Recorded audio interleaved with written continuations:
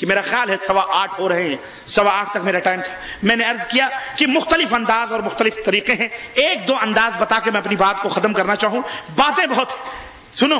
کبھی کبھی کیا ہوتا ہے، ایسا بھی ہوتا ہے کہ غلطی کرنے والے کو احساس دلانا، کبھی کبھی کوئی غلطی کر لیتا ہے تو اللہ کے نبی کی تربیت ذرا دیکھو کس طرح سے کرتے ہیں.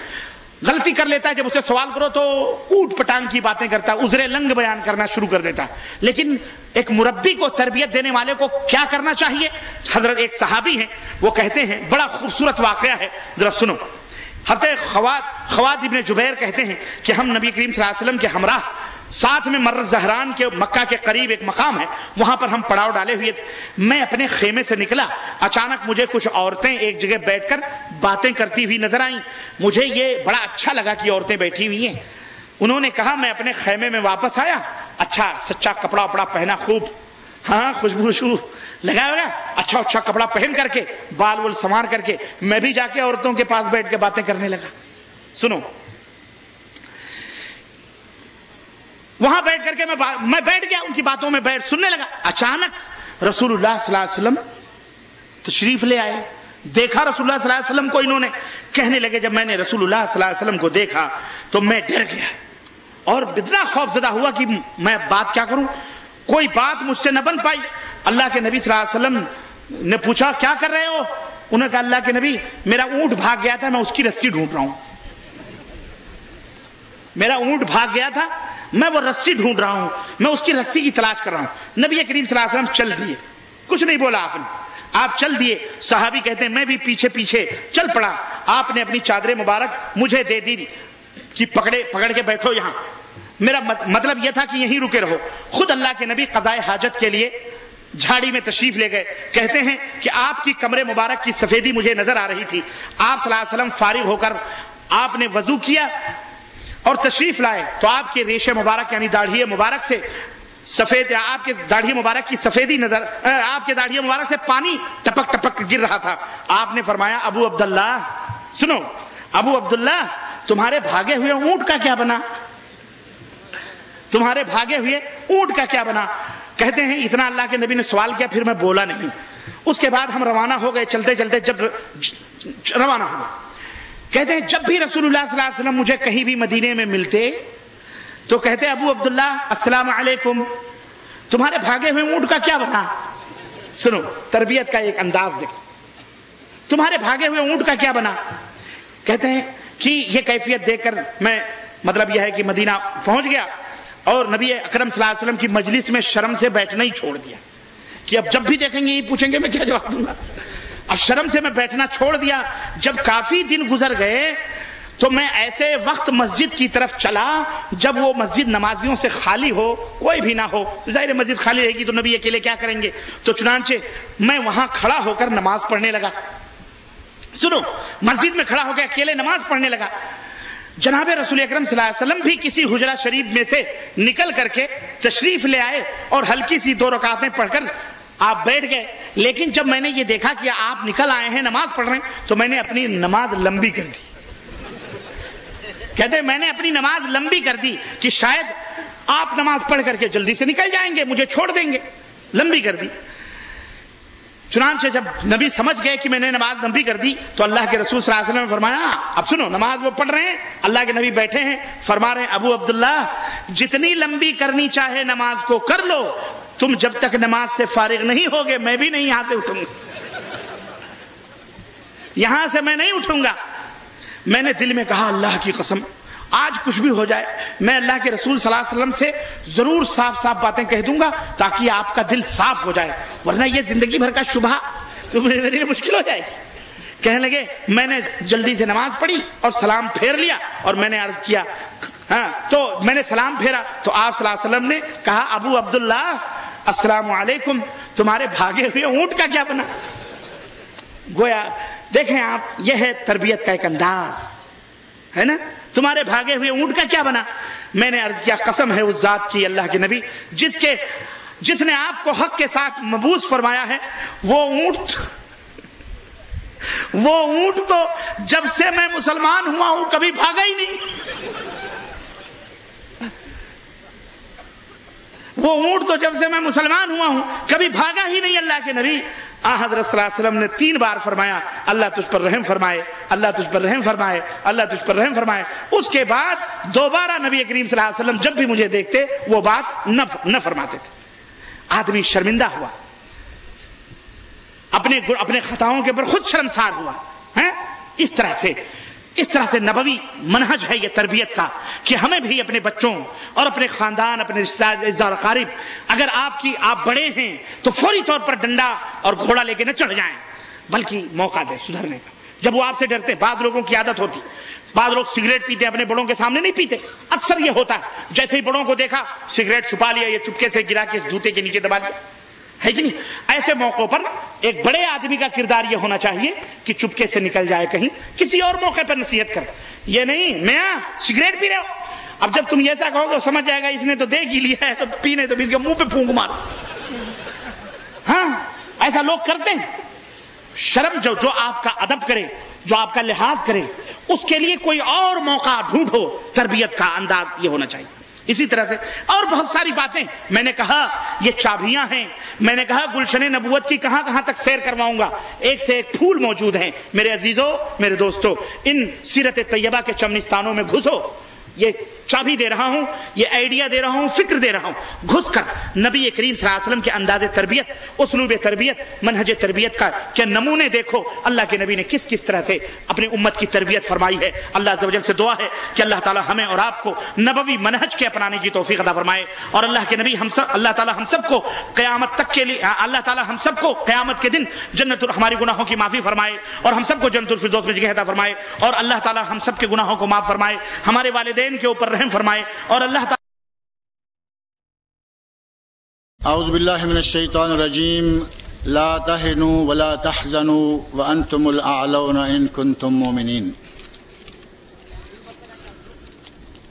اس میں کسی کو شک نہیں کہ آج مسلمان جن حالات سے دوچار ہیں، عالمی سطح پر مسلمان ہر جگہ پٹ رہے ہیں، تو اس کا ایک اہم اور بنیادی سبب یہ ہے کہ ہم نے کتاب و سنت کو چھوڑ رکھا ہے، اپنی خواہشات کے پیچھے لگ گئے ہیں. لیکن اللہ رب العزت کا وعدہ سچا ہے. اللہ رب العزت نے قرآن کریم میں فرمایا ہے وَأَنْتُمُ الْأَعْلَوْنَ، تم ہی بلند ہو، تم ہی سرفراز ہو، تم ہی ترقیوں کے مالک ہو ان کنتم مومنین. لیکن شرط یہ ہے کہ تم مومن ہو. کتاب اللہ اور سنت رسول صلی اللہ علیہ وسلم کو اختیار کرو، اپنے ایمان کو بیدار کرو. انشاءاللہ العزیز یہ جو اس وقت مسلمانوں کی ذبوحانی ہے یہ ختم ہو جائے گی. مسلمان ان قریب پھر دوبارہ غالب آئیں گے. اسلام کی یہ فطرت ہے کہ یہ دب جاتا ہے، مرتا نہیں. خاص ہے ترکیب میں قوم رسول ہاشمی. نبی اکرم صلی اللہ علیہ وسلم کی امت قیامت تک کبھی ختم نہیں ہوگی. لیکن مسلمان مومن ہوں، مسلمانوں کے دلوں میں ایمان بیدار ہو، مسلمانوں کے کرتوت صحیح ہوں، تو آج بھی مسلمان غالب آ سکتے ہیں اور انشاءاللہ ان قریب غالب آ جائیں گے. مسلمانوں کے کرتوت کیا ہیں؟ ہر وہ کام جس سے نبی اکرم صلی اللہ علیہ وسلم ہمیں روک کر گئے ہیں، ہم انہی کاموں کو کیے چلے جا رہے ہیں. اگر مسلمان دنیا میں پٹیں گے نہیں تو اور کیا ہوگا؟ یہ میرے ہاتھ میں ایک سوال ہے. اس سوال میں لکھتے ہیں کہ کیا مانع حمل گولیاں اور ساقط حمل کرنے والی دعائیں یا حمل کو ساقط کرنے والی دعائیں یہ استعمال کی جا سکتی ہیں یا نہیں؟ نبی اکرم صلی اللہ علیہ وسلم کا ارشاد بڑا معروف ہے. آپ نے ارشاد فرمایا تزوج الولود الودود، زیادہ بچوں کو جنم دینے والی اور زیادہ پیار کرنے والی عورت سے شادی کرو. انی مکاثر بکم الامم یوم القیامہ، میں قیامت کے دن اپنی امت کے بکثرت ہونے پر فخر کروں گا. نبی اکرم صلی اللہ علیہ وسلم نے کہا کہ زیادہ بچوں کو جنم دینے والی عورت سے شادی کرو، اور ہم مانع حمل گولیاں ڈھونڈ رہے ہیں. ہمارا قرآن کے اوپر ایمان اس طرح کا ہے. نبی اکرم صلی اللہ علیہ وسلم کی سنت کو ہم اس انداز سے اختیار کیے ہوئے ہیں. ہم نے قرآن کو عمل کے لیے نہیں بلکہ اگر اپنے گھروں میں رکھا ہوا ہے تو صرف تبرک کے لیے رکھا ہوا ہے، قسمیں اٹھانے کے لیے رکھا ہوا ہے. یا پھر ایک طبقہ وہ ہے جس نے قرآن کو صرف تعویذ وغیرہ لکھ کر لوگوں کو دینے کے لیے رکھا ہوا ہے. جبکہ یقین مانیں کہ غزوہ بدر سے لے کر آج تک جب بھی کسی جنگ میں مسلمانوں نے فتح حاصل کی ہے تعویذوں سے کبھی نہیں کی. جب بھی فتح حاصل کی ہے وہ ایمان کے ذریعے، تلوار کے ذریعے، قوت کے ذریعے، نہ کہ تعویذوں کے ذریعے. ہم نے قرآن کو صرف تعویذوں کے لیے رکھ لیا، اور صرف تعویذوں کے لیے نہیں، آج تو تعویذ بھی بڑے عجیب و غریب قسم کے نکل گئے ہیں. کچھ دن پہلے ہمارے بھائی نے ایک تعویذ ہمیں جامع کبیر الخبر میں دیا، 2-3 شعر لکھے ہوئے ہیں آوارہ قسم کے، اور اس کو تعویذ بنا کے گلے میں ڈالا ہوا. شفا تو اسی طرح کی نصیب ہوگی. اور ایک تعویذ ابھی حال ہی میں میرے سننے میں اور آیا ہے، کوئی عورت اپنے شوہر سے ناراض ہوئی، بھاگی کسی پیر کے پاس، وے بابا مجھے تعویذ کر کے دو، میرا شوہر مر جائے. اس نے کہا کوئی بات نہیں، تعویذ دیں گے، شوہر مر جائے گا. تعویذ بنایا، لکھا کہاں اس کو کھولنا نہیں، جا کے بند کر کے اپنے شوہر کے کہیں قریب رکھ دو. اس شوہر کی موت آئی ہوئی تھی، دوسرے دن بیچارہ مر گیا. اب وہ بھی رو رہے ہیں گھر والے، اور یہ بھی رو رہی ہے اور کہتی ہے کہ میں نے اپنے پاؤں پہ خود کلاڑی مار لی. اس کو اب پتا ہے کہ میرے تعویذ کی وجہ سے یہ مر گیا، میں نے اپنے پاؤں پر خود کلاڑی مار لی. اس مرنے والے کے بھائیوں نے کہا کہ لگتا ہے کہ اس نے کچھ کیا ہے. پکڑا، جوتے مارے، کہا بتاؤ ہوا کیا؟ تو کہتی ہے میں کیا بتاؤں، میں نے تو ایک پیر صاحب سے تعویذ لیا تھا، یہ تو اس تعویذ کی برکت سے مر گیا. وہ بھاگے، پیر کو پکڑا اور پیر کے پاس گئے، تم نے ہمارا بھائی مروا دیا. وہ کہتا ہے اللہ کی قسم میں نے تمہارے بھائی کو کچھ بھی نہیں کیا. کہا تم نے تعویذ لکھ کے دیا ہے. تو بتاؤ. تعویذ کھولا تو اس تعویذ کو کھولنے کے بعد کیا نکلا؟ جو 50 روپے اس نے فیس دی تھی عورت نے، اسی کا ذکر اس نے تعویذ میں کیا. اس نے کہا تیرا خامد مرے نہ میرے، میرے 50 کھرے دے کھرے. تیرا خامد مرے نہ مرے، میرے 50 کھرے کے کھرے. آج تو ہم قرآن سے گزر کر اس قسم کے تعویذوں پہ اتر آئے ہیں، اور نبی اکرم صلی اللہ علیہ وسلم نے ہمیں امت کو زیادہ کرنے کا حکم دیا، اور ہم کس پہ اتر آئے؟ ہم 2 اور ہمارے 2. اللہ کے بندو، یہ معنی حمل گولیاں، یہ معنی حمل دیگر اشیاء، ان کے استعمالات کو چھوڑو. کافروں نے تمہیں کس طرف لگا دیا ہے؟ وہ تو اپنے ملکوں میں زیادہ بچے پیدا کرنے والی عورت کو انعامات دیں، اور مسلمان اپنے بچوں کو کم کرنے میں خوش ہو رہا ہے. ان چیزوں کی اگر کہیں شرعی طور پر ضرورت پیش آ جائے تب جا کے ان کے استعمال کی نوبت آتی ہے. جیسا کہ معروف ہے، علماء کرام نے لکھا ہے کہ اگر کسی عورت کو ڈاکٹر، اور وہ بھی عام قسم کا ڈاکٹر نہیں بلکہ نیک شریعت کا پابند ڈاکٹر یہ کہہ دے، ایک بھی نہیں 2 ڈاکٹر یہ کہہ دیں کہ اگر 5 سال 3 سال کے اندر یہ عورت دوبارہ حاملہ ہو جائے تو یہ مر جائے گی، ایسی شرعی ضرورت کے وقت آپ معنی حمل گولیاں بھی استعمال کر سکتے ہیں یا کوئی دوسرا علاج بھی کروا سکتے ہیں. اگر ایسا نہیں ہے تو ہمارے 2 اس نعرے سے جو آدمی اس قسم کی چیزیں استعمال کرتا ہے وہ نبی اکرم صلی اللہ علیہ وسلم کے ارشادات کی خلاف ورزی کرتا ہے. اللہ تعالیٰ مسلمانوں کو ہدایت عطا فرمائے. اب سوالات کا تو آپ نے پلندہ دیکھ لیا ہے، میرا خیال ہے کہ تھوڑا تھوڑا ہمارے علماء کرام ساتھ دیں تاکہ آپ سب سے استفادہ کر سکیں. مولانا معراج ربانی سے میری گزارش ہے کہ وہ آپ کے کسی سوال کا جواب دیں. یہ ہوگا میرا خیال، یہ ہے نا.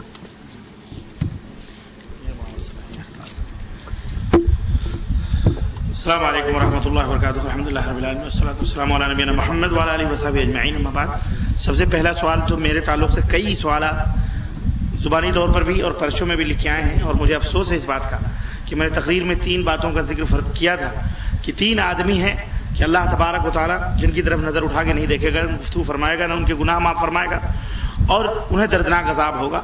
ان میں 2 کا میں نے ذکر کیا، تیسرے کا میں بھول گیا.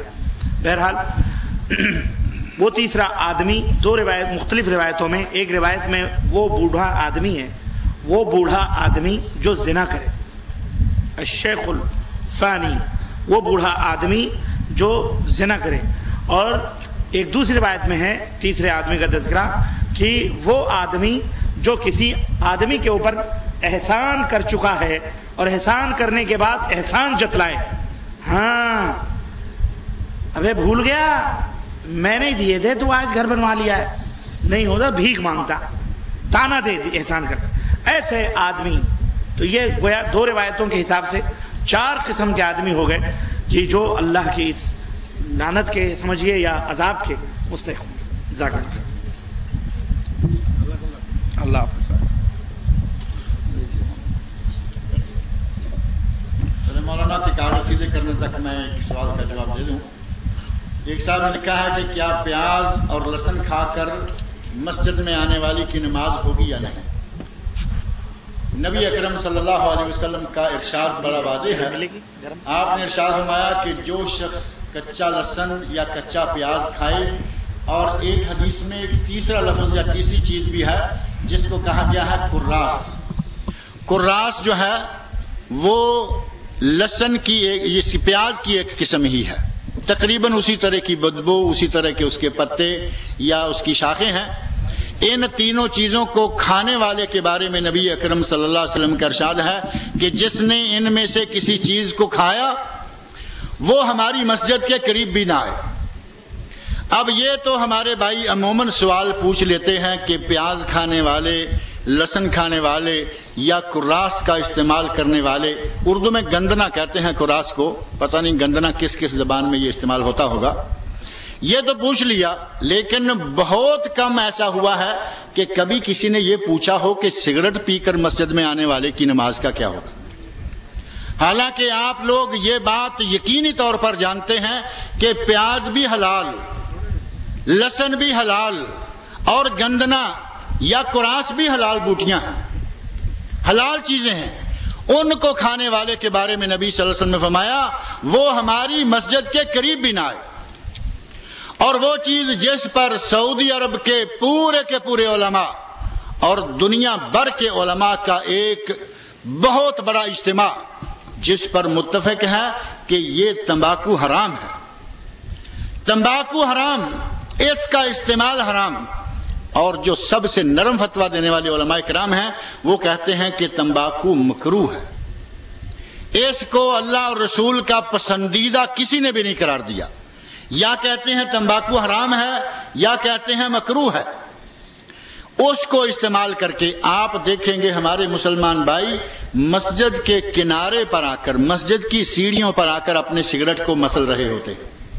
اب یہ ٹوٹیوں پر جا کر وضو کرے گا جو مسجد آنے تک اپنے منہ سے دھوئیں کے ببوکے نکال رہا تھا، کیا وضو کرنے سے اس کے منہ سے بدبو چلی جائے گی؟ 6 4 دائیں اور بائیں کے لوگ اذیت پا رہے ہوتے ہیں. میرے بھائی پیاز اور لہسن اسے تو پکا کے کھا لیں تو کھا کے مسجد میں آ سکتے ہیں. سگریٹ کو پکانے کا بھی کوئی طریقہ نکالیں، اس کا کوئی سالن تیار کر کے کھا لیا کریں. یہ حرام ہے. جس طرح پیاز اور لہسن کے استعمال کے بعد نماز جو ہے اس کو پڑھنا تو دور کی بات ہے، مسجد میں آنا منع ہے. اسی طرح کوشش کریں کہ اگر سگریٹ چھوٹ نہیں پا رہے تو کم از کم اپنے گھر میں یا کہیں دور پئیں، اپنے منہ میں برش وغیرہ کریں، مسواک وغیرہ کریں، یا کوئی پریشر ماریں اس میں تاکہ منہ سے بدبو زائل ہو اور آپ اللہ کے حضور کھڑے ہو سکیں. اللہ تعالیٰ مجھے اور آپ لوگوں کو سمجھ عطا فرمائے. آمین. اللہ کرے اس میں بھی آ گیا نہیں ہے، اس میں نہیں ہے، اس میں لگا بس وہ صرف انہیں کے لیے میں لگا. وعلى آله وأصحابه الطيبين الطاهرين ومن تبعهم بإحسان إلى يوم الدين وبعد. جیسا کہ آپ لوگ دیکھ رہے ہیں کہ سوالات کا ایک انبار جمع ہے، سب کا جواب دینا تو ممکن نہیں ہے، پھر بھی انشاءاللہ کوشش کیا جائے گا کہ کسی حد تک وہ سوالات جو ضروری اور اہم ہیں وہ آ سکیں، ورنہ انشاءاللہ جو سوالات بعد میں بچیں گے اور جن احباب کا تعلق ہفتہ واری پروگرام سے گہرا ہے آتے رہتے ہیں، انشاءاللہ کوشش کی جائے گی بعض اہم سوالات کا جواب دینے کی ہمارے سمتے رہے. میرے پاس جو سوال ہے پہلا، داڑھی اور بال جو کالے کرتے ہیں اس کے بارے میں آپ کی کیا رائے ہے؟ پہلی بات تو یہ ہے کہ اس میں میری کوئی رائے نہیں ہے، شریعت کی جو رائے ہے وہ آپ کو معلوم ہونا چاہیے. اللہ کے رسول صلی اللہ علیہ وسلم نے داڑھی یا سر کے سفید بال میں ہننا مہندی لگانے کا آپ نے فرمایا ہے، آپ کا حکم ہے۔ ابو قحافہ کے بارے میں آپ نے فرمایا کہ ان کے سر کے بال جو بالکل سن ہو چکے ہیں اس کو مہندی کے ذریعے اس کا رنگ بدل، لیکن جہاں پر رنگ بدلنے کا اقتدار یا اس طرح کا ہننا لگانے کا ہے وہاں پر اتقوا السواد، کالے رنگ سے بچو، یعنی کہ کالا مزاج جو آج کے اور بلوا عام ہے، یعنی عمومی طور پر لوگ اس کا خیال نہیں کرتے، جیسے ہی چند بال کالے ہونا شروع ہو جاتے لوگ کالے مزاج کا استعمال شروع کر دیتے، اس لیے شاید اپنی عمر کو کم کرنے کے لیے، لیکن شریعت میں یہ بالکل بھی صحیح نہیں ہے، اور اس کا دنیاوی نقصان بھی ہے۔ جو لوگ ڈائی کراتے ہیں یا بال کو کالا کرنے کی کوشش کرتے ہیں ان کا بال اور جلدی سفید ہوتا ہے، اور جس خوبصورتی کے لیے وہ اس کالے مزاج کو استعمال کرتے ہیں چند دن کے بعد جب بال بڑھ جاتے ہیں تو نیچے سے سفیدی اور جھانکنے لگتی ہے، جس سے کہ خوبصورتی کے بجائے بدصورتی ہو جاتی ہے۔ جی آپ کے پاس اس کے بعد انشاءاللہ جزاک اللہ خیر مولانا۔ ایک سوال ہے، کیا نیک لوگوں کی بھی نظر بد لگتی ہے؟ نیک لوگوں کی بھی بری نظر لگتی ہے؟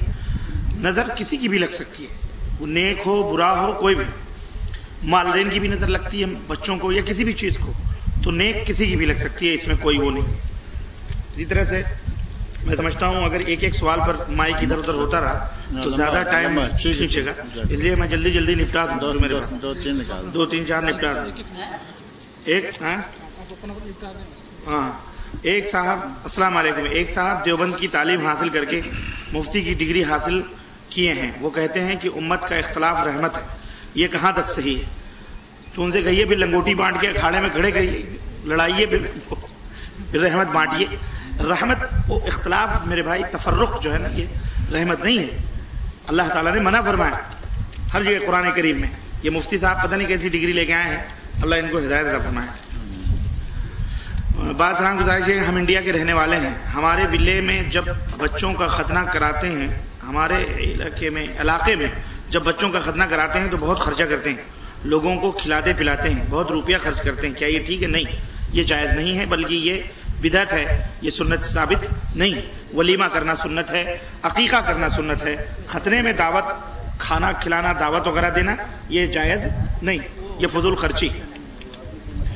کمرے میں 4 آدمی ہیں، اس میں صرف ایک ہی آدمی فجر نماز کے لیے جاتا ہے، دوسروں کو جگانا کیسا ہے جبکہ وہ لوگ نماز کے لیے نہیں جاتے؟ جگانا آپ کے اوپر ضروری ہے، آپ جگاتے رہیں، جب وہ نہ پڑھنے کے لیے ضد کر رہے ہیں تو آپ پڑھانے کے لیے ضد کر لیں کہ جب تک تم جاؤ گے نہیں، جب تک ہم ٹوکتے رہیں گے تو ٹوکتے رہیے، نہ جانے کب اللہ تعالیٰ انہیں ہدایت دے دے۔ معراج صاحب، آپ کے نام کے آخر میں ربانی لکھا ہے، یا آپ کو معراج الدین ربانی سے پکارا جاتا ہے، تو یہ ربانی کے کیا معنی ہیں؟ کیونکہ یہ ربانی تو اللہ کے لیے ہے، جیسے کتابوں میں لکھا ہوتا ہے ارشاد ربانی ہے، تو مہربانی کریں اس ربانی کی وضاحت کریں جو کہ آپ کے ساتھ نام کے ساتھ لکھا جاتا ہے، کیونکہ ہمارے لوگ اس طرح سے کہتے ہیں کہ ربانی صاحب کا بیان ہے، اس مطلب تو یہ ہے کہ اللہ کا بیان ہے۔ شکریہ آپ کا بھائی۔ ربانی اصل میں اللہ تعالیٰ نے قرآن کریم میں فرمایا ہے کونوا ربانیین، اے لوگو ربانی اللہ والے بنو، ربانی بنو، کیا بنو؟ بولو، ہاں ربانی بنو، کیا بنو؟ ربانی بنو، یعنی اللہ والے بنو۔ تو جیسے رحمانی کہتے ہیں کہ رحمان والے بنو، جیسے جس کو وہابی کہتے ہیں اللہ والے بنو، تو وہابی مانے بھی اللہ والا، ربانی مانے بھی اللہ والا، رحمانی مانے بھی اللہ والا، اس کے جو الٹا ہیں وہ سب شیطان والے ہیں، سمجھ رہے ہیں؟ تو ربانی، ارشاد ربانی کا مطلب یعنی اللہ کا ارشاد نہیں، بلکہ وہ ارشاد جو ہے وہ اللہ، یعنی وہ ارشاد کی صفت ہے نہیں، وہ ارشاد ربانی ہے، یعنی اللہ والا ارشاد ہے۔ وہ جو کلام ہے وہ کس کا کلام ہے؟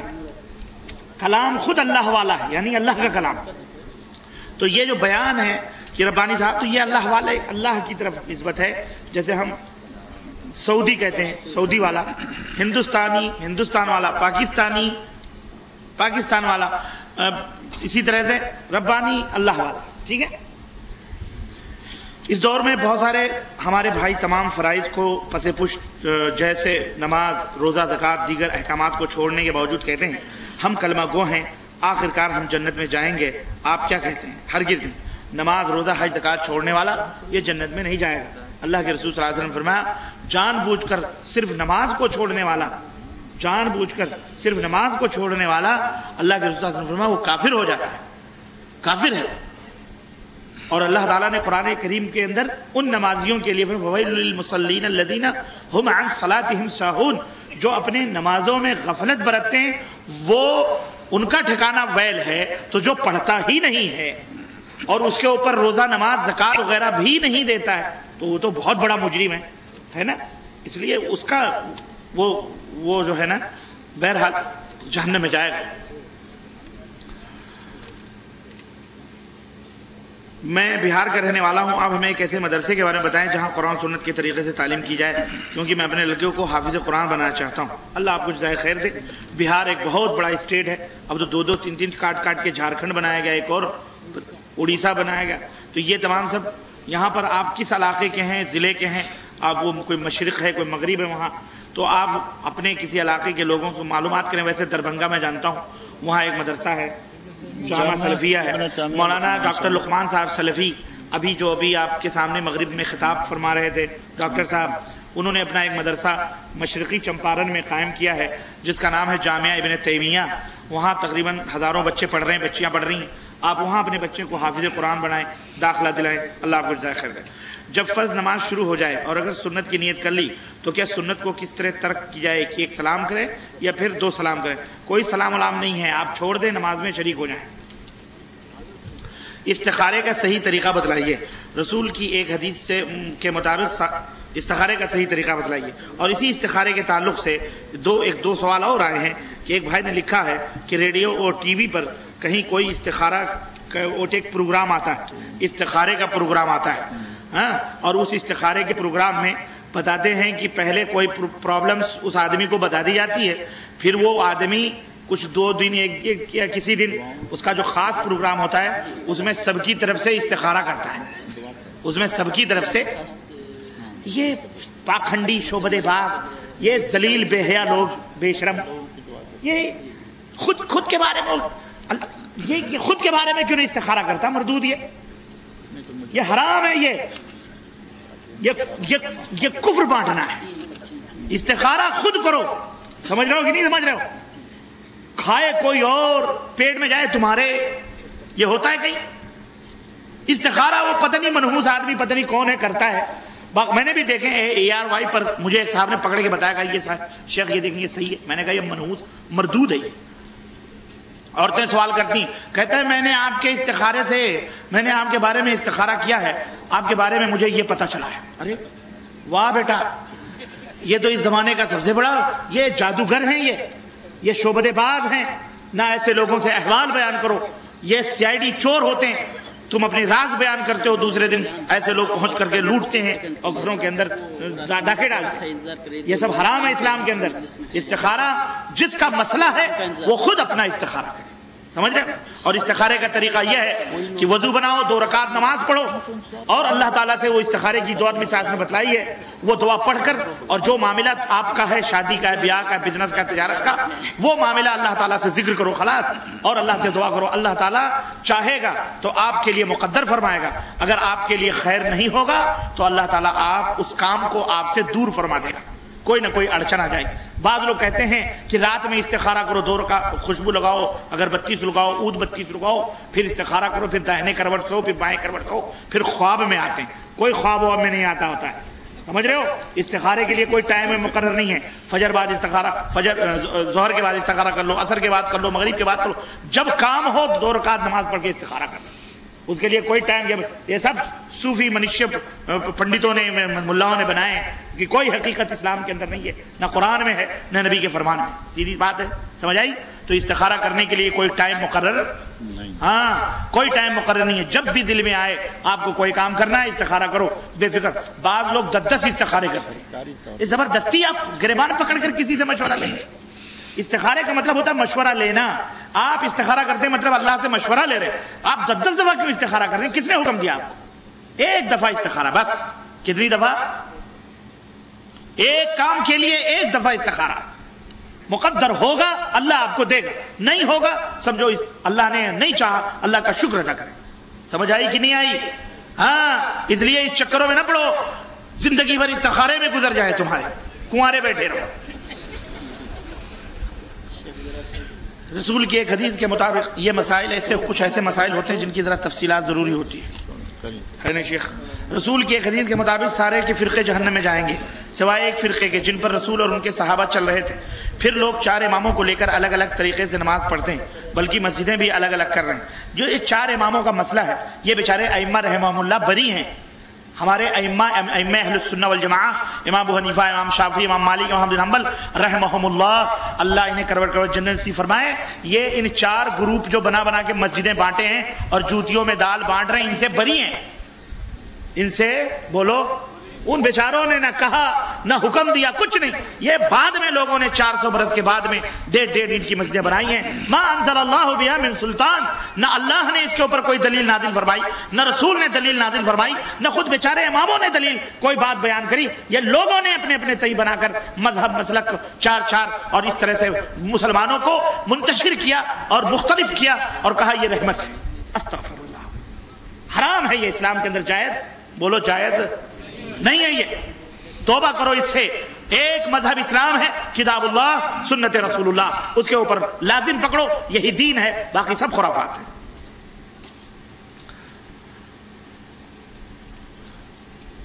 اللہ تعالیٰ قرآن پاک میں سورہ مائدہ کی آیت نمبر 51 میں ارشاد فرماتے ہیں جو یہودیوں کا ساتھ دے وہ یہودی ہے. مسلمان. مسئلہ افغانستان کے معاملے میں پاکستان نے امریکہ کا ساتھ دیا. قرآن حدیث کی روشنی میں پاکستان. واہ بھائی واہ. آپ مشرف جی سے پوچھیں آپ کیا ہیں. نہ میں صدر ہوں پاکستان کا, میں نے جانتا ہوں ان کی اپنی کیا حالات تھے. ان سے پوچھئے آپ کہ جناب آپ یہودی ہیں کہ مسلمان ہیں. پاکستانی عوام نے ساتھ نہیں دیا. پاکستانی عوام بیچاری جیسے ہم مجبور ہیں وہ بھی مجبور ہیں. وہ بھی اسلام چاہتے ہیں لیکن حکمران نہیں لانے دیتے تو مجبور ہیں, کیا کریں. اس لیے وہ حکمران اللہ سے دعا کرو اللہ انہیں ہدایت عطا فرمائے. سمجھ رہے؟ ورنہ اس میں پاکستانی عوام نے کوئی ساتھ نہیں دیا اور نہ ہی پاکستانی عوام ان کے ساتھ ہے. جو ساتھ ہیں ان کا حشر ان کے ساتھ ہے. جزاک اللہ خیر.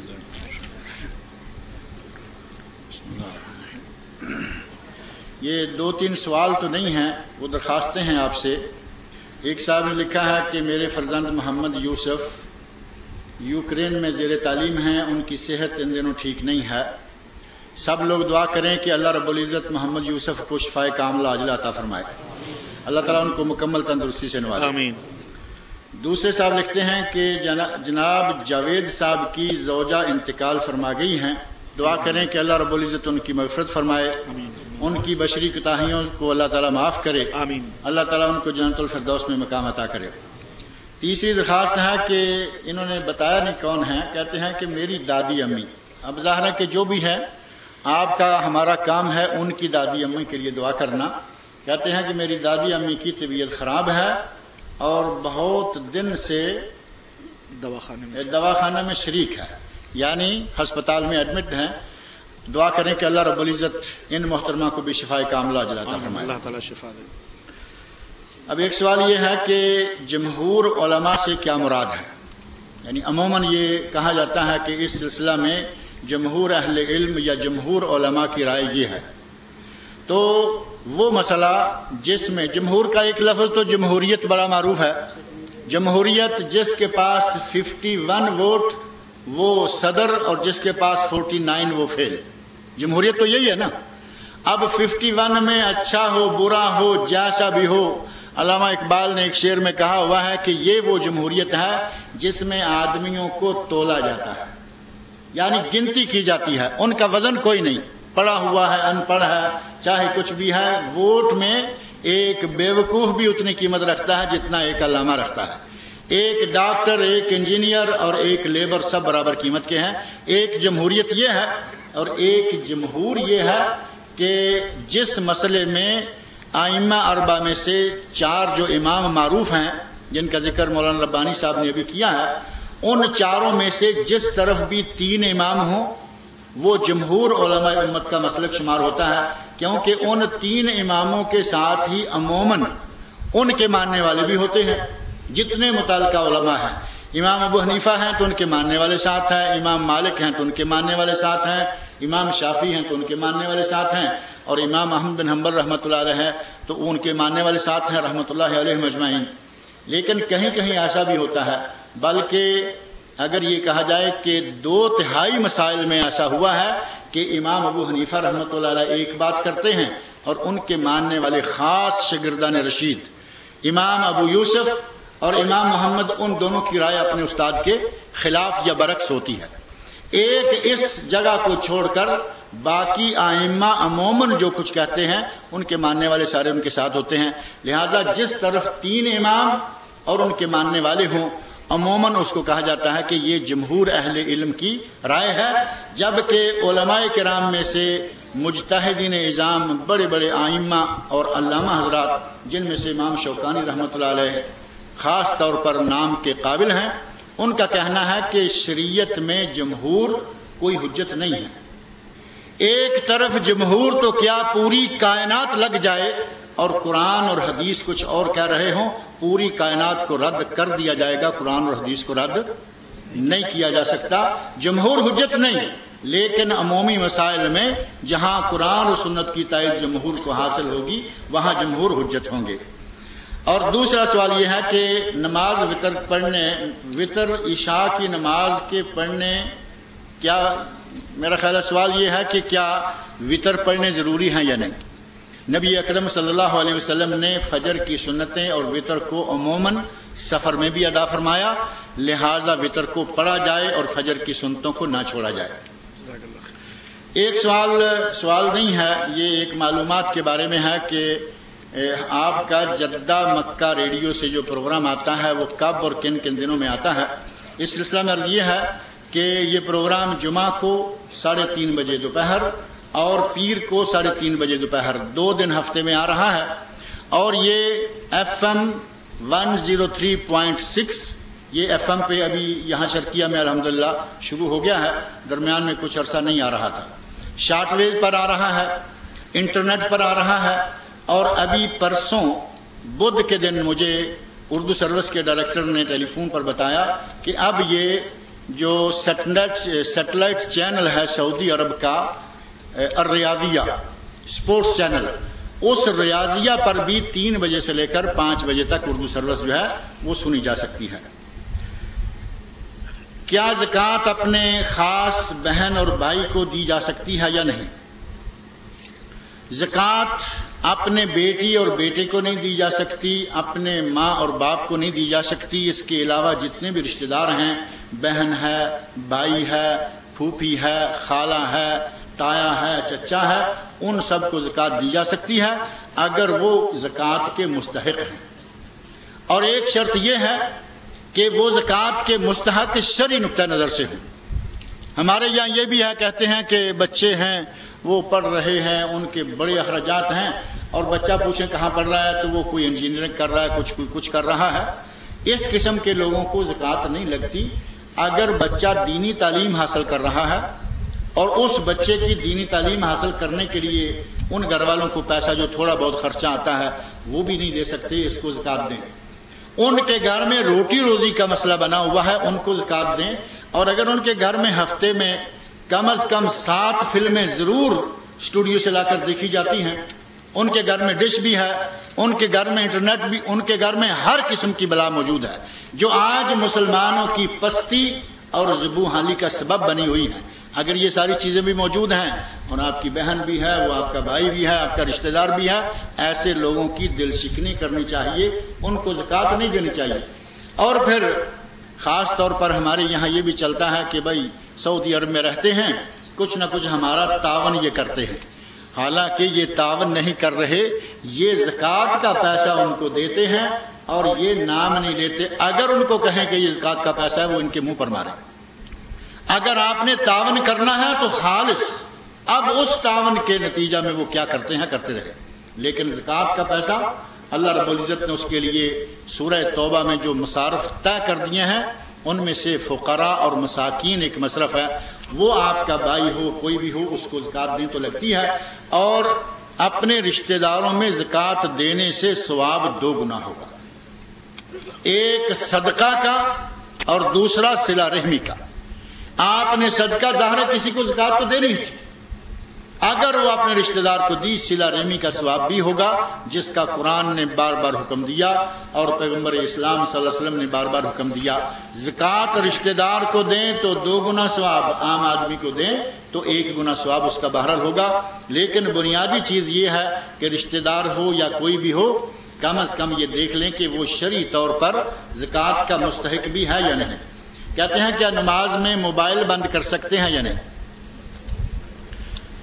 نماز کے دوران اگر موبائل بجنے لگے تو بند کر سکتے ہیں یا نہیں؟ میرے بھائی، اگر آپ کا موبائل نماز کے اندر بج اٹھے تو ساتھ والوں کو پورا گانا سننے کا مزہ آنا شروع ہو جائے گا، کیونکہ موبائلوں میں تو آج پورا گانے کا میوزک موجود ہے۔ پہلی بات یہ ہے کہ مسجد میں داخل ہوں تو موبائل کو بند کر کے مسجد میں داخل ہوں، تاکہ نماز کے دوران نہ یہ بجے اور نہ دوسروں کی اور آپ کی نماز اور خشیت میں اور خشوع میں فرق آئے۔ اور اگر غلطی سے بھولے سے آپ مسجد میں موبائل لے گئے ہیں اور وہ بند نہیں کر پائے اور نماز کے دوران بجنے لگے تو فوراً اس کا گلا گھونٹ دے، اس کی آواز دوسروں تک نہیں جانی چاہیے۔ اور رہا مسئلہ یہ کہ ہمارے یہاں یہ موبائل ہے، یہ ایک چونکہ آج کے دور کی چیز ہے، تھوڑا عرصہ پہلے تک یہ سوال پوچھا جاتا تھا کہ اگر سر سے ٹوپی گر جائے تو ٹوپی دوبارہ سر پہ رکھ سکتے ہیں یا نہیں۔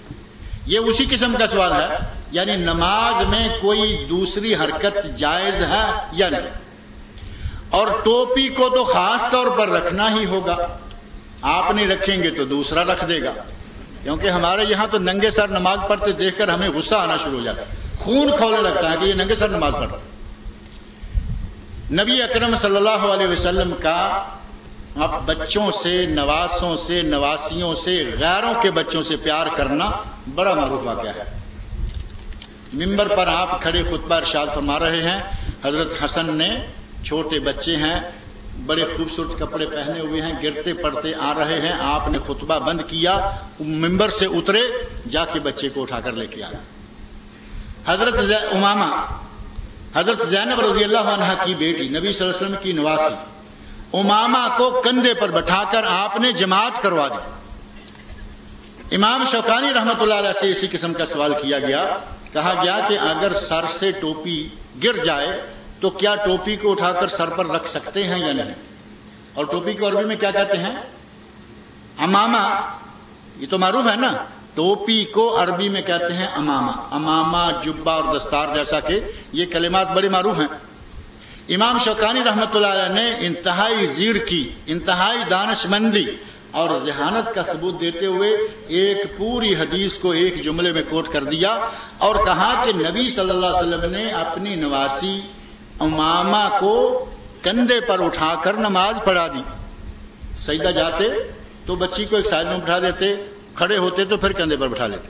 فرمایا نبی صلی اللہ علیہ وسلم نے امامہ کو اٹھا کر نماز پڑھا دی، تم امامہ اٹھا کر سر پر نہیں رکھ سکتے ہو، وہ بھی امامہ، وہ عین کے ساتھ، وہ الف کے ساتھ۔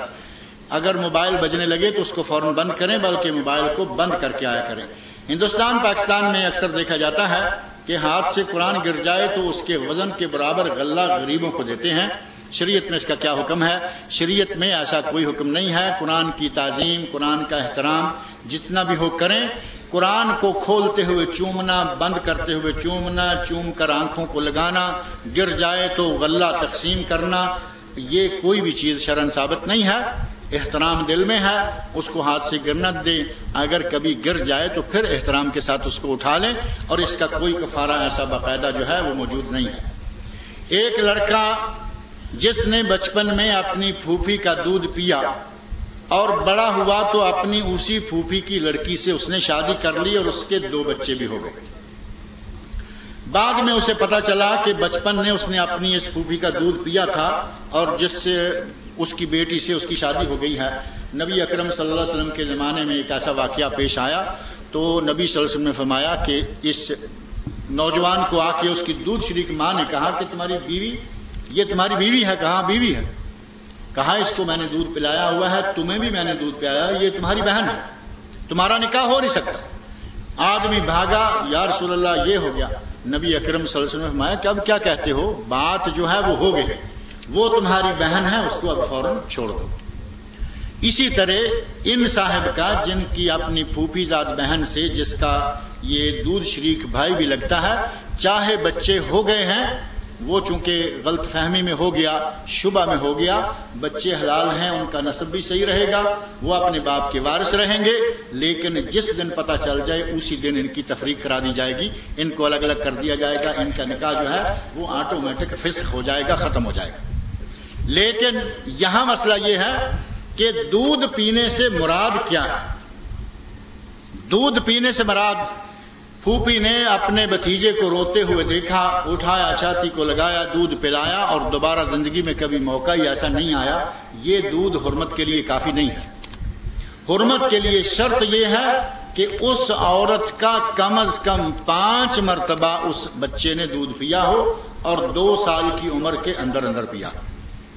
اگر یہ 2 شرطیں پوری نہیں ہوں گی تو وہ عورت اس کی ماں نہیں بنے گی، اس کی بیٹیاں اس کے لیے حرام نہیں ہوں گی، بلکہ وہ اس کے ساتھ نکاح کر سکتا ہے۔ اب یہ اس آدمی کا کام ہے کہ یہ دیکھے کہ اس نے اپنی پھوپھی کا دودھ 5 مرتبہ سے زیادہ پیا ہے تو وہ اس کی بہن ہے، چھوڑ دے۔ اور اگر کہیں ایسے اتفاق کیا، بچے کو روتے دیکھ کر اس عورت نے اس کو دودھ پلا دیا ہے، تو وہ اس کی ماں نہیں بنی، اور اس کو اس کی بیٹی سے نکاح کرنا جو ہے وہ روا تھا، جائز تھا۔ کہتے ہیں کہ نفس کیا ہے، بلکہ یہ باقی ہے، کہتے ہیں کہ میں عمرہ پر گیا ہوا تھا، احرام باندھا تو راستے میں احتلام ہو گیا، کیا ایسی حالت میں نیا احرام باندھ کر عائشہ میقات پر جا کر وہاں سے باندھ کر میں عمرہ کر سکتا ہوں؟ میرے بھائی، اصل حقیقت یہ ہے کہ ہم حج کے لیے جاتے ہیں، خرچہ بھی کرتے ہیں بڑی دور دور سے، یہاں سے تو خرچہ کوئی نہیں ہوتا، 60 ریال میں عمرہ ہو جاتا ہے، 60 70 80 90 لوگ پاکستان، انڈیا، امریکہ، برطانیہ وغیرہ سے آتے ہیں اور بھاگے چلے آتے ہیں، یہ نہیں سوچتے کہ ہم نے اتنا بڑا کام جو زندگی میں صرف 1 مرتبہ فرض ہے، اس کی معلومات تو حاصل کر لیں، اس کی پرواہ نہیں، حتیٰ کہ لبیک اللہم لبیک یہ ان کو یاد نہیں ہوتا۔ تلبیہ جو حج کا اساسی اور بنیادی ذکر ہے، یہ یاد نہیں کرتے اور مکہ بھاگے چلے آتے ہیں۔ ان لوگوں کو کہیں کہ آپ نے تلبیہ کیوں یاد نہیں کیا، تو مولانا جواب یہ ہوتا ہے کہ جی اب زبان ذرا موٹی ہو گئی ہے، اس پہ کوئی لفظ نہیں چڑھتا۔ اسی آدمی کو ریڈیو کے، ٹیلی ویژن کے سامنے بٹھا دیں اور تھوڑی دیر کے بعد پوچھیں کہ گانا کون سا لگا ہوا تھا، تو یہ فر ٹیڑھی اور سیدھی زبان گانا شروع ہو جائے گی۔ دنیا بھر کی خرافات یہ یاد کر لیتے ہیں، دعائیں یاد نہیں کر پاتے۔ ان کو جو دور پار سے حج کے لیے آتے ہیں، دعائیں یاد کر کے آنا چاہیے، مسائل پڑھ کے آنا چاہیے۔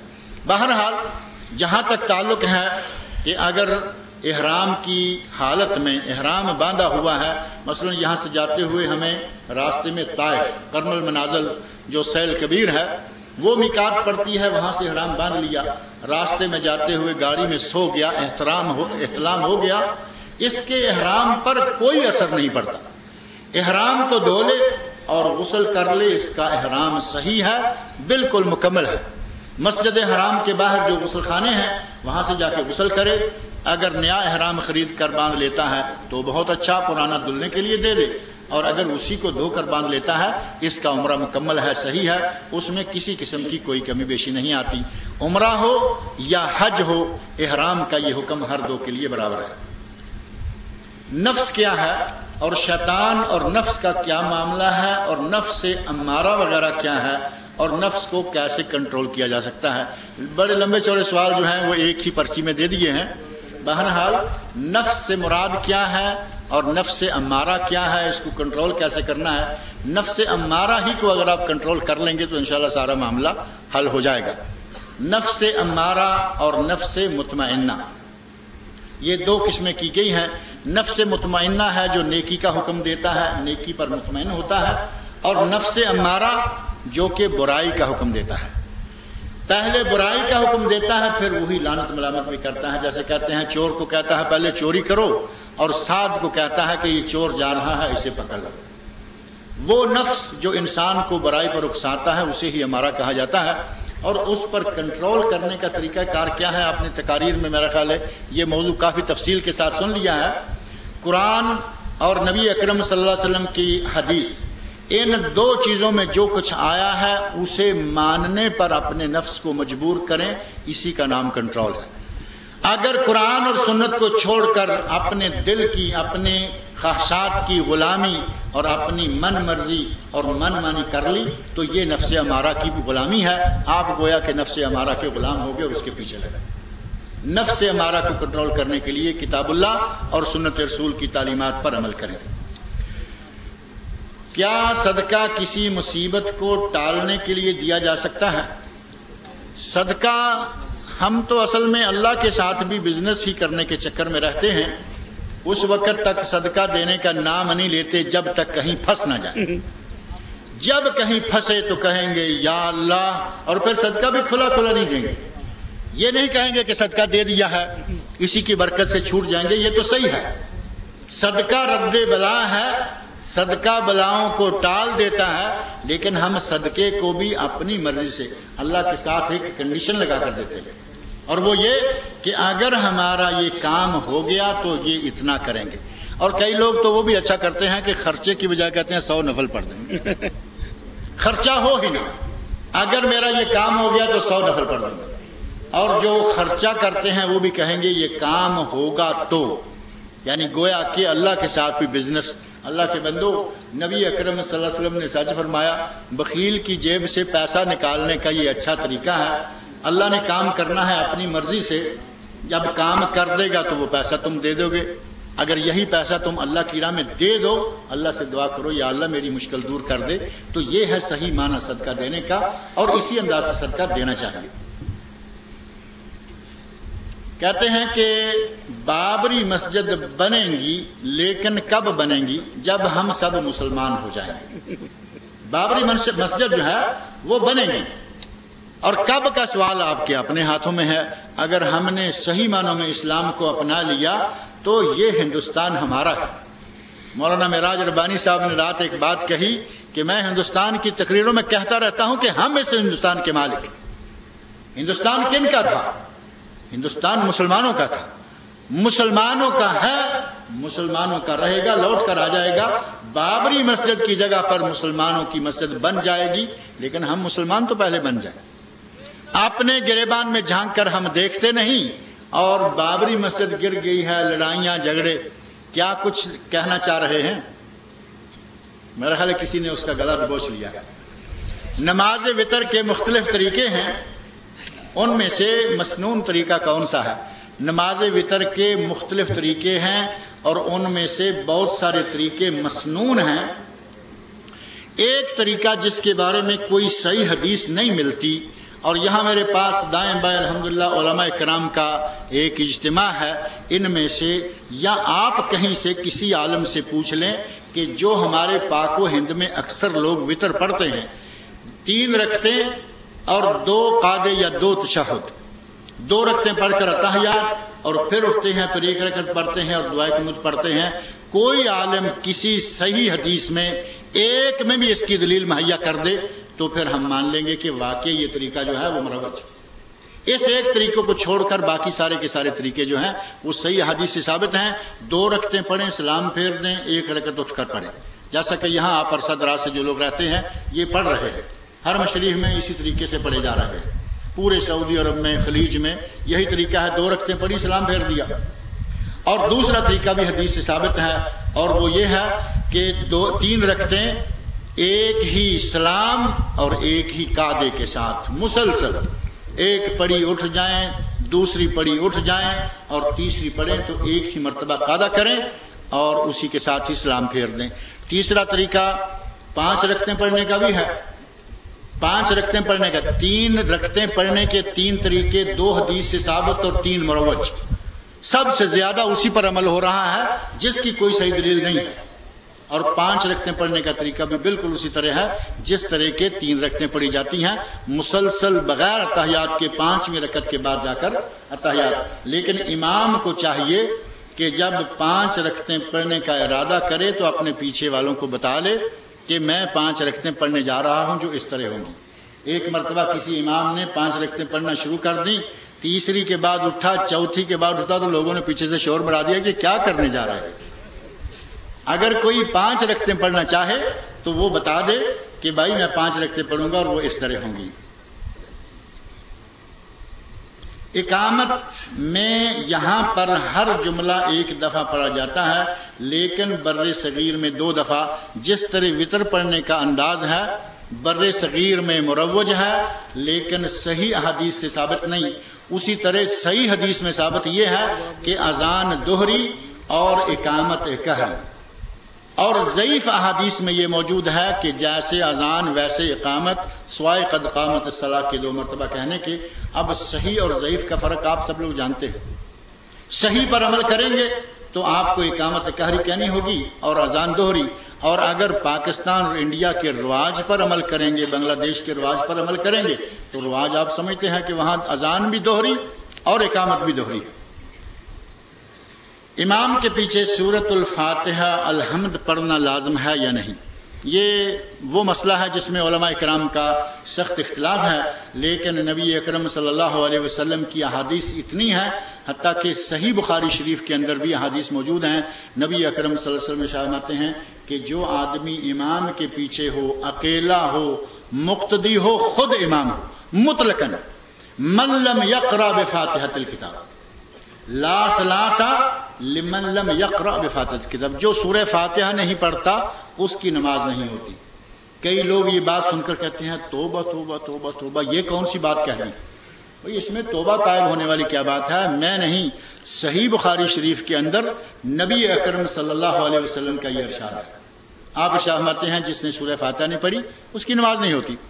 وہ امام ہے، وہ مؤذن ہے، وہ مقتدی ہے، وہ منفرد ہے، اس کی کوئی تفصیل نہیں ہے۔ اور اس موضوع کی 1 نہیں 2 نہیں 10 نہیں بلکہ سینکڑوں حدیثیں اور آثار موجود ہیں کہ سورہ فاتحہ کے بغیر نماز نہیں ہوتی۔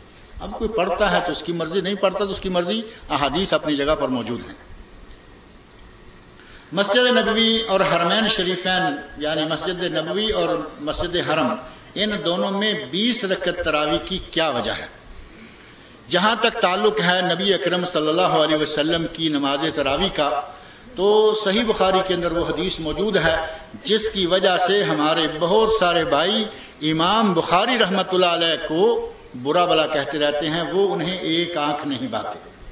ان میں سے ایک سبب یہ بھی ہے کہ امام بخاری نے صحیح بخاری میں وہ حدیث ذکر کر دی جس میں تراویح کی رکعات ام المومنین حضرت عائشہ صدیقہ رضی اللہ عنہ کی زمانی باب باندھ دیا، تراویح کا باب باندھ دیا، اور حدیث حضرت عائشہ رضی اللہ عنہ والی ذکر کر دی جس میں کتنی تراویح مذکور ہیں؟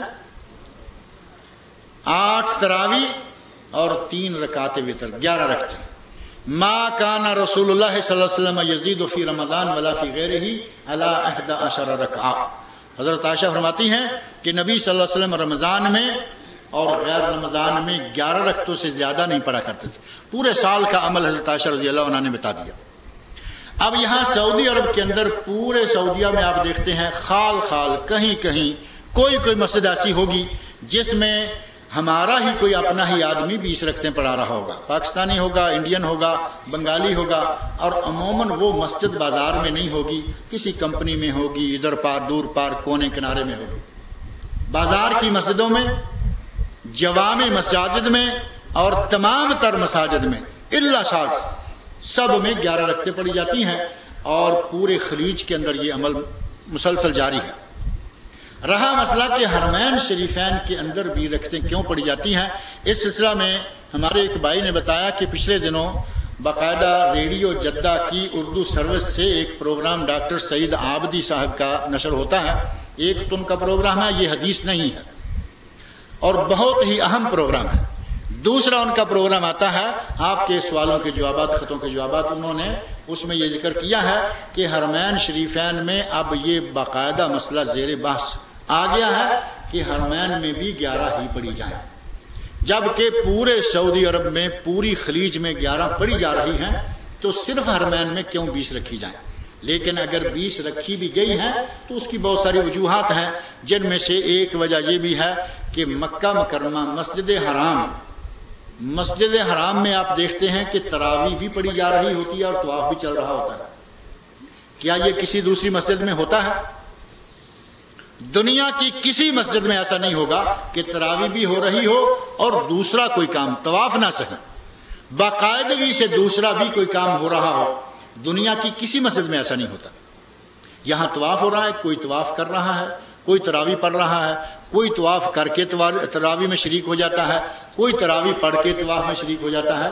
انہوں نے 2 اماموں کو 10-10 رکعتیں دے رکھی ہیں. وہ 10-10 رکعتیں پڑھتے ہیں اور وتر پڑھتے ہیں. ان کی کتنی ہو گئی؟ اماموں کی کتنی ہوئی؟ 11 یا 13؟ 10 والا پڑھ کے گیا. آپ دیکھتے ہوں گے ٹیلی ویژن کی سکرین سے 10 والا پہلا نکل جاتا ہے. وہ جا کے 1 رکعت پڑھے گا تو اس کی 11 ہو گئی، 3 رکعت پڑھے گا 13 ہو گئی. 13 اور 11 دونوں صحیح احادیث میں ثابت ہیں. 13 میں عشاء کی آخری 2 سنتیں یا فجر کی پہلی 2 سنتیں یا تہجد کی 2 سنتیں جو نبی صلی اللہ علیہ وسلم بڑی ہلکی پھلکی پڑھا کرتے تھے، یہ 2 رکعتیں شامل کریں تو 11 اور 2 13. یہ 13 صحیح احادیث میں ثابت ہیں یا 11 صحیح حدیث میں ثابت. اور ائمہ حرمین اسی طرح نمازیں پڑھتے ہیں. یہ ہے سلسلہ. اب یہ پوچھتے ہیں کہ رفع دین رکوع کے واپس ہاتھ باندھنے چاہیے یا نہیں. یہ پوچھنا چاہتے ہیں کہ رکوع سے اٹھنے کے بعد یہ جو ہاتھ باندھے جاتے ہیں، یہاں سعودی عرب میں خاص طور پر آپ لوگ دیکھتے ہوں گے، تو یہ باندھنے چاہیے یا نہیں. اس سلسلہ میں جہاں تک اکثر علماء کا تعلق ہے وہ یہی ہے کہ رکوع کے بعد ہاتھ نہ باندھے جائیں. لیکن شیخ ابن باز رحمۃ اللہ علیہ جو سعودی عرب کے مفتی عام تھے، انہوں نے بعض اپنے سابقہ علماء سلف کے اقوال اور روایات اور آثار کی بنیاد پر کہا، اور بعض احادیث کا جو عموم ہے قیام کے اندر ہاتھ باندھنا یہ ہے عمومی حکم. وہ کہتے ہیں کہ رکوع جانے سے پہلے قیام تھا، ہم کھڑے تھے، اور رکوع سے اٹھنے کے بعد جو کھڑے ہیں تو وہ بھی قیام ہی ہے کیونکہ ہم کھڑے ہیں. وہ کہتے ہیں کہ پہلے ہاتھ باندھے ہوئے تھے، بعد میں بھی ہاتھ باندھ لیں. مطلقاً جو قیام ہے اس میں ہاتھ چھوڑے ہوئے نہیں بلکہ باندھے ہونے چاہیے. اور دیگر علماء کہتے ہیں کہ وہ قیام اور رکوع کے بعد کا قیام، ان دونوں میں فرق ہے. اور ہمارے پاکستان انڈیا کی جو کتابیں اردو میں نماز کی چھپتی ہیں، ان کو آپ دیکھتے ہوں گے کہ پہلے کو لکھتے ہیں قیام اور دوسرے کو، تھوڑا آواز بتائیں مجھے پتہ چلے کہ آپ کوئی نہ کوئی کتاب پڑھتے ہیں. پہلے کو قیام اور دوسرے کو قومہ، یعنی چھوٹا سا قیام. اب قومے کا حکم ہے وہ الگ ہے، اور اگر کوئی باندھ دیتا ہے، ہاتھ باندھ لیتا ہے تو اس پہ تان و تشنیع نہ کریں، کیونکہ وہ احادیث صحیح احادیث کے اطلاق سے استدلال کر رہے ہیں. اور اگر کوئی نہیں باندھتا، اور زیادہ صحیح یہی ہے کہ ہاتھ نہیں باندھنے چاہیے، کیونکہ اکثر علماء کا اسی پر عمل ہے. کیا حدیث میں قامہ یا نقطے کو یہ الفاظ ہے؟ قامہ نقطے کا کیا؟ جس طرح یہ اردو میں لکھا گیا ہے، یعنی پہلے کو قیام اور دوسرے کو قامہ، کیا حدیث میں کوئی ایسا کوئی فرق نہیں ہے. حدیث میں ایسا کوئی فرق نہیں ہے، لیکن جیسا کہ میں نے عرض کیا کہ اکثر علماء کا جو قول ہے یا عمل ہے وہ اسی پر ہے جو ہمارے یہاں قامہ اور قومہ کے فرق میں کیا جاتا ہے. وہ قومہ جو رکوع کے بعد چھوٹا سا قیام ہے اس کا نام قومہ رکھا گیا ہے.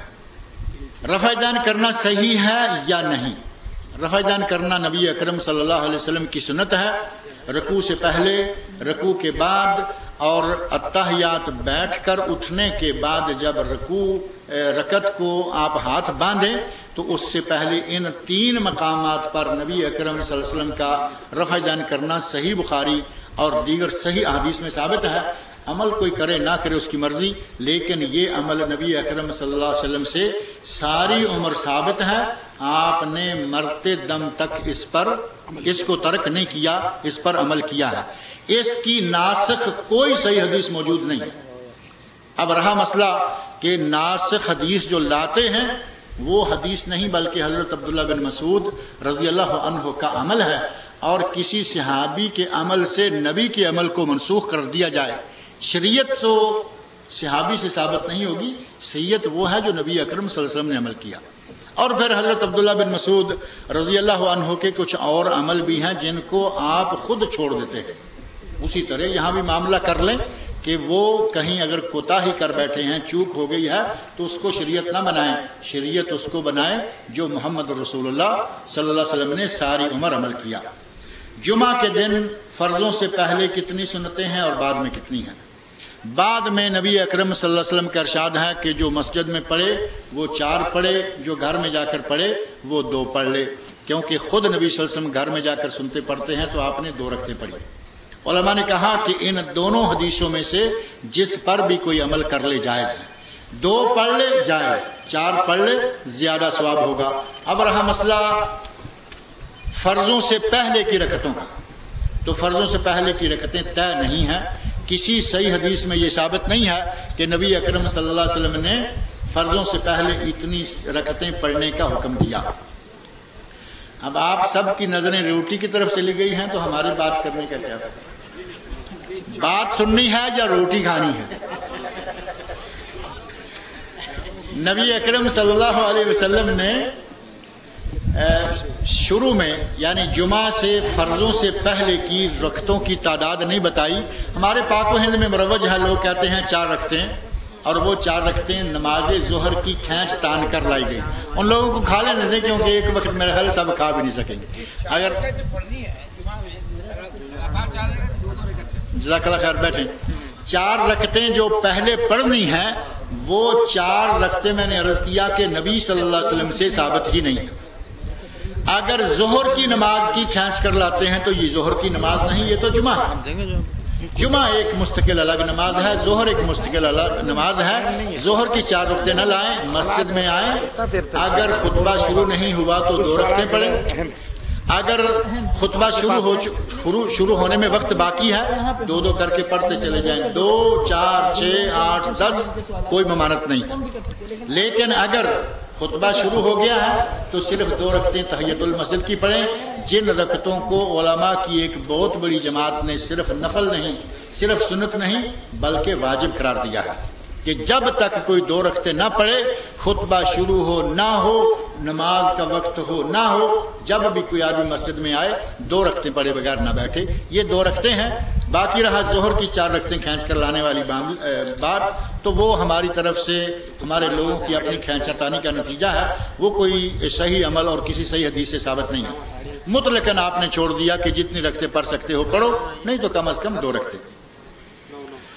کیا وہ لوگ جو یہاں معقول آمدنی پاتے ہیں، اگر وہ مسجد میں روزہ افطار کریں جہاں فری میں روزہ افطار کروایا جاتا ہے، تو کیا ان کا روزہ افطار کرنا صحیح ہوگا؟ اگر کوئی آدمی معقول آمدنی پاتا ہے، وہ اپنے گھر میں اپنے بچوں کے ساتھ، اپنے دوست احباب کے ساتھ بیٹھ کر روزہ کھولے، بڑی اچھی بات ہے۔ لیکن اگر اسے کہیں اگر ایسی جگہ پر روزہ کھولنے کا موقع ملتا ہے، اسے معلوم ہے کہ مرکز دعوت و ارشاد، یہ مرکز والے حضرات بیٹھے ہوئے ہیں، یہ جلسہ انہی کے نگرانی میں سپرویژن میں ہو رہا ہے۔ جلسہ تو ایمنتید کمپنی والے کروا رہے ہیں، لیکن سپرویژن اشراف جو ہے وہ مرکز دعوت کا ہے، شعبہ توعیت الجالیات۔ شعبہ توعیت الجالیات میں پورا مہینہ 30 یا 29 دن مسلسل زبردست قسم کی افطاری رہتی ہے، میں بھی کبھی کبھی کھاتا رہتا ہوں۔ اگر کوئی آتا ہے اور آ کے درس سنتا ہے، کیونکہ ہم درس دیتے ہیں، کچھ لوگ آ کے درس سنتے ہیں، ہم سب مل کر افطاری کرتے ہیں، انشاءاللہ تعالی اس میں کوئی حرج نہیں ہے اور نہ ہی کوئی گھبرانے والی بات ہے۔ ٹائم نہیں ہے، یہ بھی بات ہے، سوال بھی ہے، بہرحال 2-4 سوالات ہمارے سے متعلق۔ اسلام میں جمہوریت کی کیا حیثیت ہے؟ اسلام میں جمہوریت کی وہی حیثیت ہے جو شراب کی حیثیت ہے۔ سمجھ رہے ہیں؟ سمجھ گئے آپ؟ شراب کی کیا حیثیت ہے؟ جس طرح شراب اسلامی نہیں ہو سکتی، ایسے کوئی جمہوریت اسلامی نہیں ہو سکتی۔ لوگ کہتے ہیں کہ یہاں سعودی عرب میں صرف فضائل اعمال کے من گھڑت قصوں کو اچھالا جاتا ہے، جبکہ اسی طرح کے قصے کتاب الروح جو امام ابن قیم کی کتاب ہے اور سعودی عرب میں عربی زبان میں ملتی ہے، اس کتاب کے ان قصوں کو کیوں نہیں اچھالا جاتا اور ان کا رد کیوں نہیں کیا جاتا؟ میرے بھائی، یہ ہمارے یہ سوال جو ہے، یہ میرا خیال ہے یہاں ایک کیسٹیں بڑی گردش کر رہی ہیں۔ یہ کوئی مکے سے ایک آدمی آتا ہے ادھر، ہے نا، یہاں اپنے آپ کو حجازی مکی کے نام سے معروف کرتا ہے، چھپ چھپ کے گھروں میں تقریریں کرتا ہے اور ہے گمراہ آدمی، بہرحال، اور وہ اس طرح کی باتیں اپنی تھیلی میں کتاب الروح ابن قیم کا حوالہ لے کر وہ لوگوں کو گمراہ کرتا پھرتا ہے اور کہتا ہے جی یہ دیکھو معجزہ، یہ دیکھو کرامت، اور اس کے نام پر وہ اپنے بزرگوں وہاں انڈیا پاکستان، یہاں نہیں، وہ انڈیا پاکستان کے بزرگوں کی کہانیاں اور ان کے قصے بتا بتا کر ان کے فضائل اور مناقب بیان کرتا ہے۔ تو ایسے لوگ بہرحال منافق ہوتے ہیں۔ میں یہ کہوں کہ ہمارے یہاں جو فضائل اعمال پڑھی جاتی ہے ان کتابوں کو پڑھ کر لوگ اس کے اوپر عمل بھی کرتے ہیں۔ ابن قیم کی کتاب جو غلط سلط باتیں اس میں جو بھی لکھی، اگر لکھی ہیں تو وہ جھوٹ ہے، اس کے اوپر یہاں کوئی عمل نہیں کرتا، نہ ہی ان باتوں کو یہاں کوئی مانتا ہے۔ ابن قیم کا نہ کوئی مقلد ہے، نہ ابن قیم کا کوئی ان کی غلط باتوں میں پیروکار ہے۔ ابن قیم ہو، ابن تیمیہ ہو، امام ابن کثیر ہو، کوئی بھی ہو، ہمارے نبی حضرت محمد الرسول اللہ صلی اللہ علیہ وسلم سے بڑھ کے نہیں ہو سکتے، بلکہ ان سب کی باتیں قرآن و سنت کی روشنی میں تولی جاتی ہیں۔ جس کی صحیح ہے مان لے گی، جس کی غلط ہے اس کو ان کے حوالے کر دی گئی۔ سمجھ آئی کہ نہیں آئی؟ تو ابن قیم کی باتیں جب ہم مردہ پرستی یا اس سے رد کرتے ہیں تو آٹومیٹک وہ رد ہوتی، اور چونکہ ہماری قوم اردو جانتی ہے اس لیے اردو زبان میں جو گند ہے اس کو ہم اچھالتے ہیں، عربی جانتے تو ہم عربی میں اچھالتے۔ البتہ ہمارے جو عربی داں مشائخ ہیں، علماء ہیں، وہ کہتے ہیں کہ ابن قیم سے یہاں غلطی ہوئی، ابن قیم کے واقعات صحیح نہیں، اس کا رد کرتے ہیں وہ اپنی زبان میں، ہے نا۔ لیکن یہ شخص عربی جانتے ہوئے بھی اس کو لوگوں کے اندر گمراہ کرنے کے لیے علامہ ابن قیم، امام محمد بن عبد الوہاب اور دوسرے یہاں جو معتبر مانے جاتے ہیں ان کا نام لے کر اپنی گند پھیلانے کی کوشش کرتا ہے۔ اللہ تعالیٰ ایسے منافقوں کو ہدایت عطا فرمائے، اور اللہ تعالیٰ ایسے لوگوں کو جو ہدایت عطا فرمائے، لوگوں کی گمراہی سے، ایسے لوگوں کے فتنوں سے اللہ محفوظ رکھے، اور یا تو انہیں ہدایت فرمائے یا ایسے برے علماء کے وجود سے اس دنیا، ایسے برے علماء کے وجود سے اس دنیا کو پاک و صاف فرمائے۔ بولو آمین۔ تھوڑے لوگوں نے آمین کہا۔ آپ نے کیسٹ میں کہا مائی کا لال، اس بات سے لوگ غلط فہمی میں مبتلا ہے، اس کا دل صاف کریں، اور کوئی غلطی ہو تو معاف کریں۔ مائی کا لال یعنی اپنی ماں کا ہر ایک لال ہوتا ہے، تو کہیں بھی کہا ہوگا میں نے کہ بھائی مائی کا لال نہیں جواب دے سکتا، یعنی کوئی بھی ماں کا لال ایسا نہیں ہے جو جواب دے، یعنی ماں کا لاڈلا، ماں کا پیارا۔ تقلید کیا ہے؟ تقلید یہ اتباع سنت کی اپوزٹ ہے۔ جہاں تقلید ہے وہاں اتباع نہیں، جہاں اتباع ہے وہاں تقلید نہیں۔ سمجھ آئی کہ نہیں آئی؟ تقلید کہتے ہیں آنکھ بند کر کے کسی امتی کی بات کو بغیر دلیل اور ثبوت کے تسلیم کرنا، اس کو تقلید کہتے ہیں۔ کسی امام کی تقلید جائز ہے کہ نہیں؟ ہرگز جائز نہیں ہے، بلکہ امام اعظم حضرت محمد الرسول اللہ صلی اللہ علیہ وسلم کی اتباع فرض ہے، تو جائز کے چکر میں کیوں پڑتے ہو؟ جو فرض ہے وہ کرو۔ سمجھ رہے ہیں کہ نہیں سمجھ رہے؟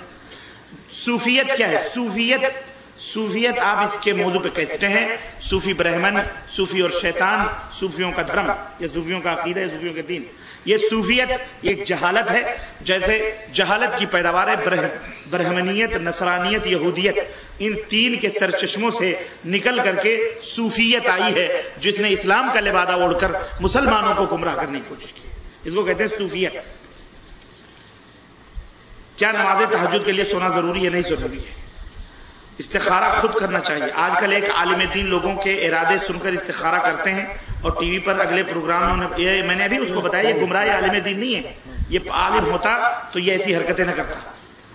اشہد ان لا الہ الا اللہ پر انگلی اٹھانا ہے، یہ کیا صحیح ہے؟ جب آپ تشہد میں بیٹھیں جبھی سے آپ مٹھی باندھ کر داہنے ہاتھ کی اور انگلی کو یوں کر لیں یا یوں کر کے آپ اس سے اشارہ کریں۔ اشہد اللہ پر اٹھانا، الا اللہ پہ گرانا، یہ نبی کریم صلی اللہ علیہ وسلم سے ثابت نہیں۔